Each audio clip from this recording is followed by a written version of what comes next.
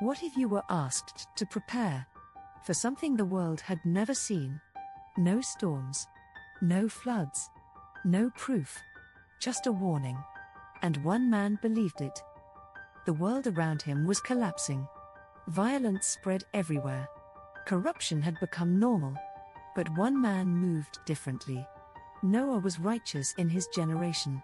Not perfect. Different. While everyone followed the crowd, he walked another direction. The Bible says something powerful. Noah walked with God. Not visited. Not occasionally believed. Walked. Step by step. Daily. Quietly. In a world losing itself. Noah stayed connected. The hardest thing isn't starting with God. It's continuing to walk with Him. And the earth was filled with violence. Not isolated evil. Not hidden darkness. Filled. Corruption had spread into everything. Relationships. Power. Society. Humanity wasn't just sinning anymore. It was becoming shaped by sin. Then God speaks. The end of all flesh has come before me. Imagine hearing that. The world continuing normally, while heaven has already decided its end. And then, God gives Noah instructions. Not to escape. To build. An ark. Massive. Heavy. Impossible to ignore. Built on dry land. No oceans nearby. No rain falling. Just obedience. Day after day. Year after year. Faith sometimes means building. Before anyone else understands why. The ark was to be built from gopher wood.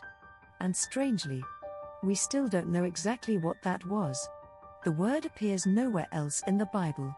Some believe it was a strong ancient timber. Others think the name itself may describe the process of construction. But the focus isn't the wood. It's the trust required to keep building. Then the measurements come. 300 cubits long. 50 cubits wide. 30 cubits high. This wasn't a boat. It was survival. Large enough to carry life forward. Through the destruction that was coming. And suddenly, the warning feels real. Imagine watching Noah build it. Day after day. Year after year. The sound of wood echoing across the land. Some probably laughed. Some ignored him. Some may have wondered. But Noah kept building anyway. Because obedience doesn't always look reasonable at first. Then comes a word that changes everything. Covenant. For the first time in Scripture, God speaks of preserving something beyond judgment. Not just ending. Protecting. Through Noah. A future still remains. So think about this. If God asked you to build something, before anyone else believed it, would you keep going? Or would the voices around you stop you first? The ark stands ready. The world keeps moving. People keep living. As if nothing is coming. But the sky is changing. And soon, the first drop will fall. What comes next? The earth has never seen before.